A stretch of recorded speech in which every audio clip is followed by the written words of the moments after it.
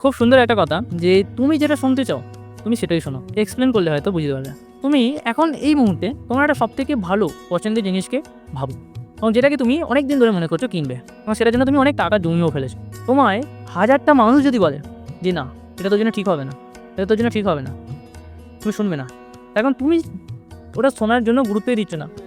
তুমি জানো যে তুমি সেটা ঠিকই বেঁচেছো, ঠিক তোমার মতোটা ঠিক।